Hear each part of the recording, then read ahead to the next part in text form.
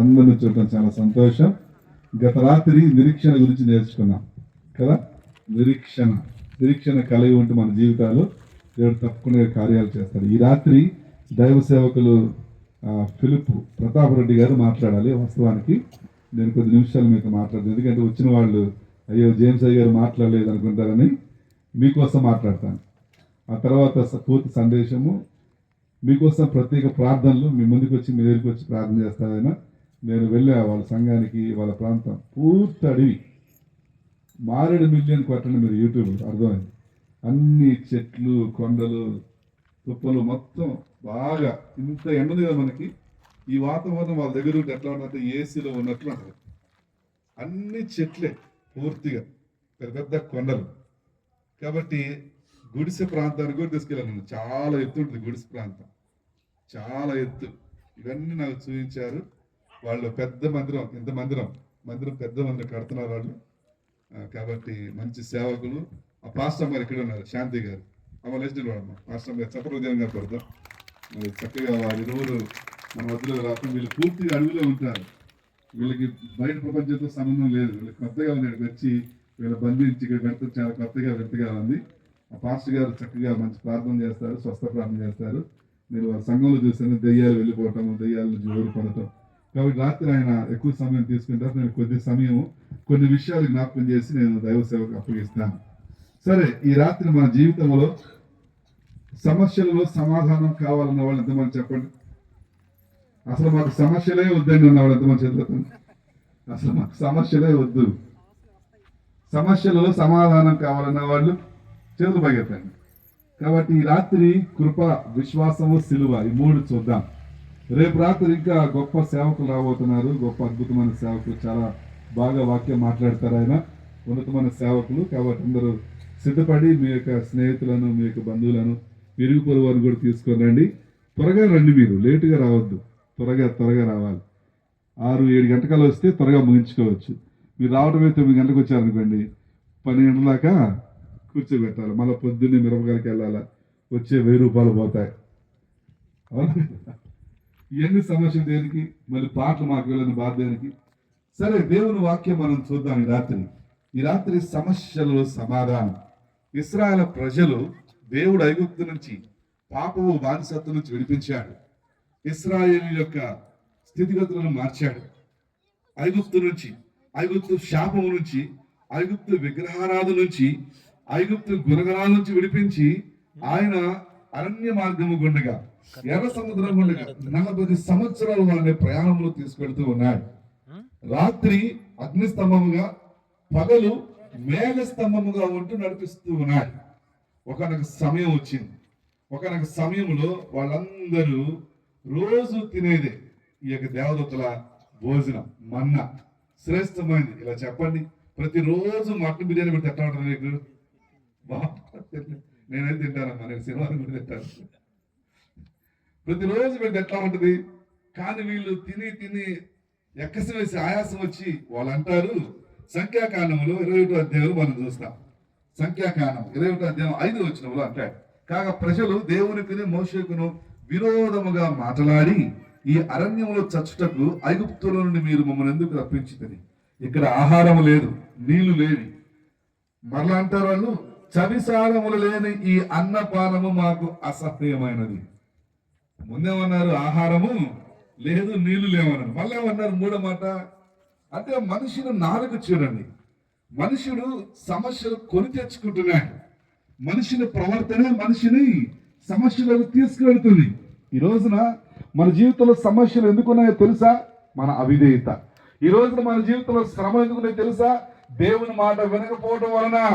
ఈ రోజున మన జీవితంలో కష్టాలు ఎందుకున్నాయో తెలుసా?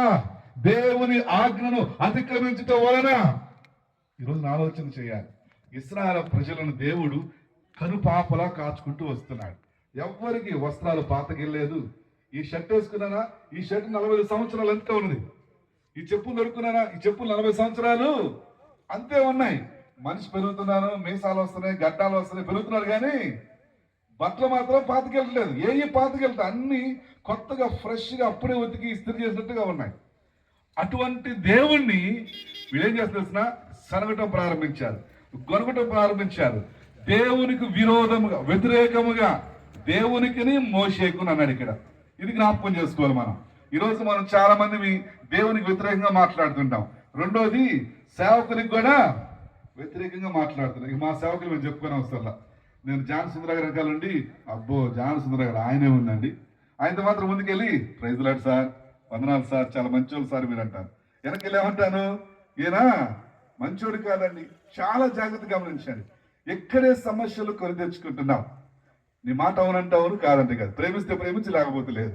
కానీ సేవకుల గురించి కానీ దేవుని గురించి కానీ మనం ఎక్కడ వ్యతిరేకంగా విరోధంగా మాట్లాడకూడదు. వీళ్ళు మాట్లాడటం ప్రారంభించాడు. దేవుడు ఎందుకు దీన్ని రాయించాడు అంటే ఇట్లాగ మనం ప్రవర్తించకూడదు అని.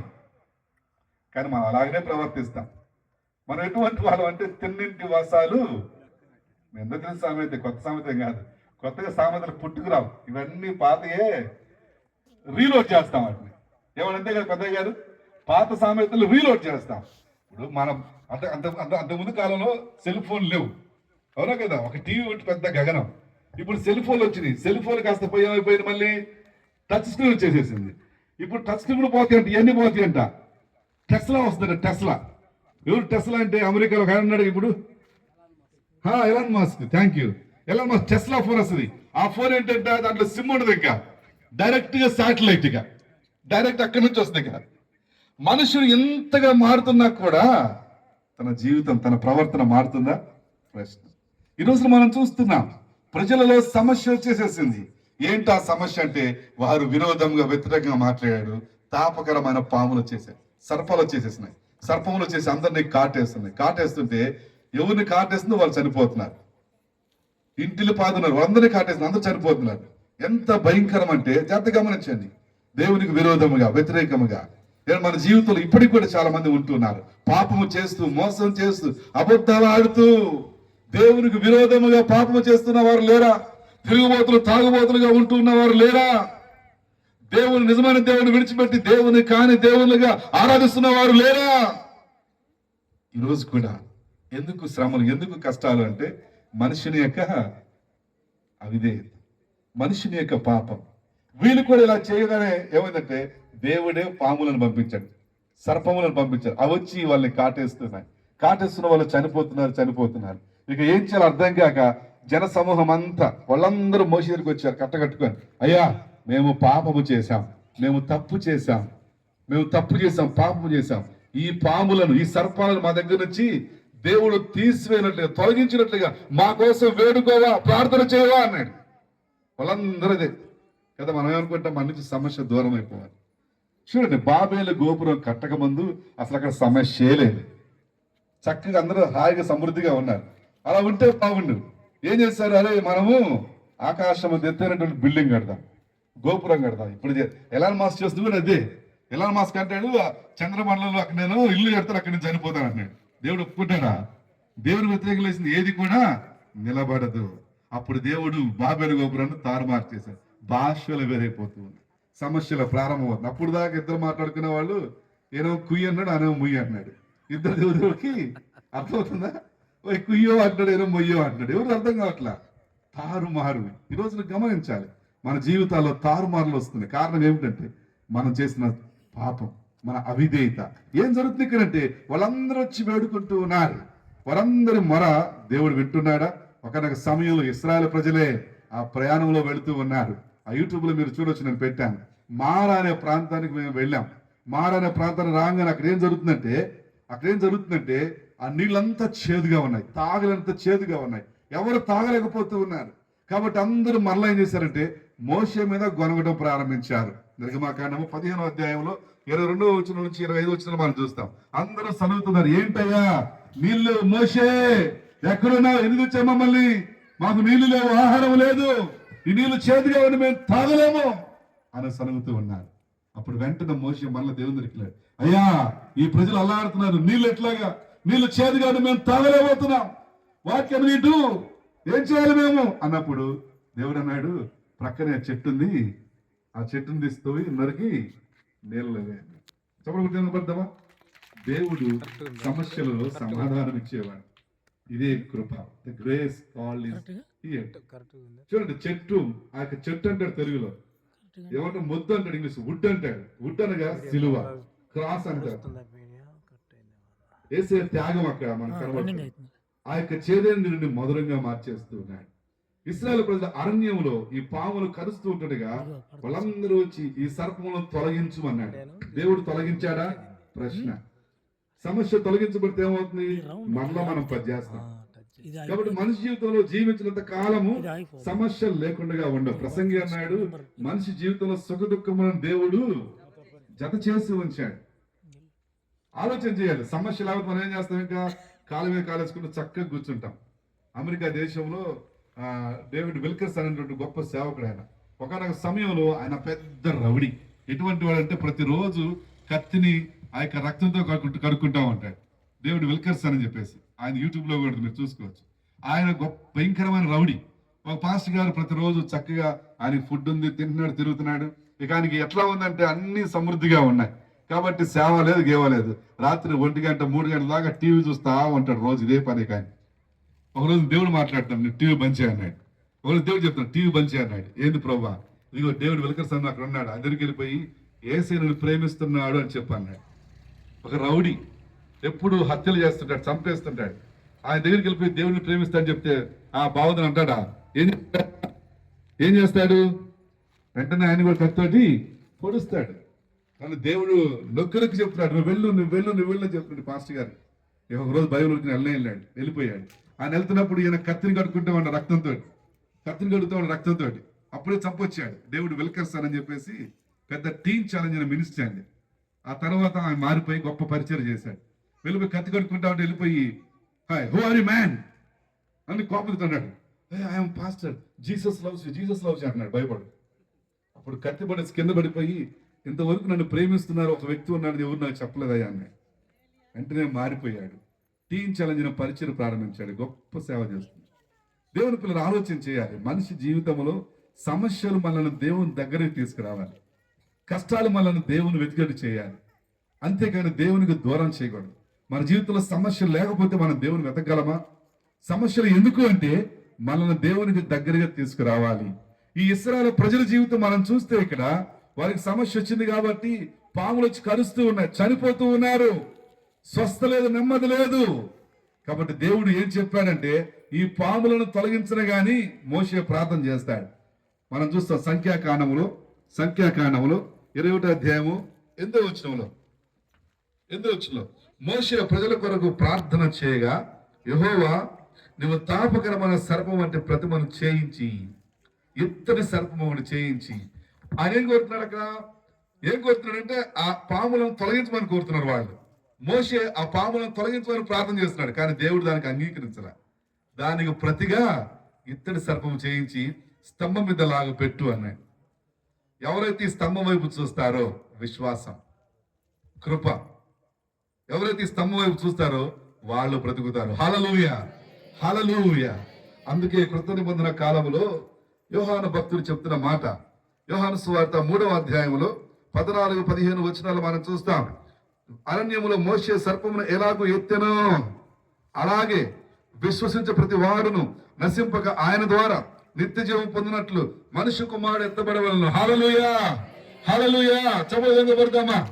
మోషే అరణ్యంలో సర్పమును ఎత్తినప్పుడు చనిపోబోతున్న మనుషులందరూ కూడా బ్రతికారు, స్వస్థలు పొందుకున్నారు. ఈ రోజున యేసయ్య సిలువ వైపు చూసినప్పుడు ఎవరైతే యేసయ్య సిలువ వైపు చూస్తారో వాళ్ళందరూ కూడా నశింపక నిత్య జీవం పొందినట్లుగా యేసయ్య సిలువ పడుతూ ఉన్నాడు. హల్లెలూయా. ఈ రాత్రి యేసయ్య సిలువ వైపు చూస్తారు, మన సమస్యలకు పరిష్కారం లభిస్తుంది. ఇశ్రాయేలు ప్రజలు స్వస్థ పొందుకున్నారు, చావు నుండి తప్పించబడ్డారు. ఈ రాత్రి మనం యేసయ్య సిలువ వైపు చూస్తే ఏమవుతుందంటే మనము నశింపక అనగా నరకం నుంచి తప్పించబడతాం, ఈ లోక సంబంధమైనటువంటి రుగ్మత నుంచి విడిపించబడతాం, దేవుని కాపుదలను చూస్తాం, హృదయ స్వస్థను మనం చూస్తాం, శారీరక స్వస్థను మనం చూస్తాం. దేవుని పిల్లరా, యేసయ్య సిలువ బైబిల్ చెప్తుంది, ఆయన పొందిన దెబ్బల చేత మీకు స్వస్థ కలిగి ఉన్నది. You are received healing. ఈ రాత్రి దేవుడు మనతో మాట్లాడుతూ ఉన్నాడు. మన సమస్యలలో సమాధానం సిద్ధంగా ఉన్నాడు. ఇశ్రాయేలు ప్రజల సమస్యల్లో ఆయన సమాధానం ఇస్తూ వారిని నడిపిస్తూ 40 సంవత్సరాలు వారు విలువకు వారు తోడుగా ఉంటూ ఉన్నాడు. ఈరోజు ఈ రాత్రి ప్రపంచ వ్యాప్తంగా ఉన్న ప్రజల కోసము ఆ దేవుడు యేసుక్రీస్తుగా వచ్చి సిలువలో మరణిస్తూ ఉన్నాడు, సిలువలో ప్రాణం పెడుతూ ఉన్నాడు, ఆ యొక్క సిలువలో నుంచి తిరిగి లెగుస్తూ ఉన్నాడు. తద్వారా ఎవరైతే సిలువ వైపు చూస్తామో, ఆ సిలువలో ఉన్న యేసుని కనుగొంటామో, వారి జీవితంలో గొప్ప మార్పు, గొప్ప విడుదల. ప్రార్థన చేసుకుందాం, దేవుని వైపు చూద్దాం. Thank you Jesus, thank you holy spirit. ప్రభువా, నా సమస్యలో నాకు సమాధానం కావాలి అయ్యా, నా రోగములో విడుదల కావాలి అయ్యా, నా జీవితంలో అయ్యా నేను స్వస్థ పొందుకోవాలి, విడుదల పొందుకోవాలి, రక్షణ పొందాలి నాయన, సహాయం చేయండి. Hallelujah, hallelujah. Thank you Jesus, thank you holy spirit, thank you father. దేవానికి స్తోత్రాలు ప్రభువా. ఈ రాత్రి మీరు నాతో మాట్లాడుతున్నారు. మొదటి ప్రసంగంలో ప్రభువా, అయ్యా మీరు నా సమస్యల్లో సమాధానం ఇచ్చే దేవుడిగా ఉన్నారు. ఎక్కడ సమాధానం దొరకపోవచ్చు, తల్లిదండ్రులు సమాధానం చెప్పకపోవచ్చు, ప్రేమించేవారు సమాధానం చెప్పకపోవచ్చు, అయ్యా అయ్యా మా సేవకుల దగ్గర మాకు సమాధానం దొరకపోవచ్చు, కానీ ఇదిగో నీ శిలువ దగ్గర సమాధానం దొరుకుతుంది. మోషే ప్రజలు అరణ్యంలో ఎలాగో అయితే ప్రభువా ఆ యొక్క ఇద్దరు సర్పము చూసి సమాధానం పొందుకున్నావో, ఈ రాత్రి యేసయ్యా నీ శిలువను చూస్తున్నాను. Lord, I see unto the cross. Lord, I come to the grace of throne. Lord, help me Jesus. Heal me Jesus. Lord, save me Jesus. అయ్యా రక్షించండి, పాపము శాపము నరకం నుంచి విడిపించండి. ఎవరైతే మనుష్య కుమారుని వైపు చూస్తారో వారు నశింపుగా నిత్య జీవం పొందినట్లు ఆయన అనుగ్రహించబడ్డారు. ఈ రాత్రి మీరు హల్లెలూయా, hallelujah. Thank you Jesus, thank you Holy Spirit, thank you Father. Hallelujah Jesus, hallelujah, hallelujah. Thank you Lord, hallelujah. యేసయ్యా మీకు వందనాలు, పరిశుద్ధాత్మ మీకు వందనాలు, తండ్రి మీకు వందనాలు చెల్లిస్తున్నాను. నన్ను బాగు చేయండి, నన్ను స్వస్థపరచండి. యేసయ్య శక్తిగా నామములో ప్రార్థిస్తున్నాను తండ్రి, ఆమేన్, ఆమేన్. సమయంలో చప్పట్లు కొడుతున్న సేవకులు ఫిలిప్ గారిని ప్రధాన రెడ్డి గారిని ఆహ్వానిద్దాం.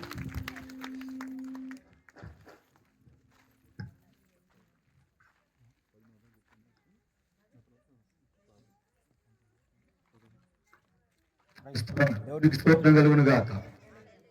హల్లెలూయా. చెద్దమందరం గట్టిగా హల్లెలూయా. రెండు చేతులు కలిగిన వాళ్ళు దేవునికి స్తోత్రం కలుగును గాక.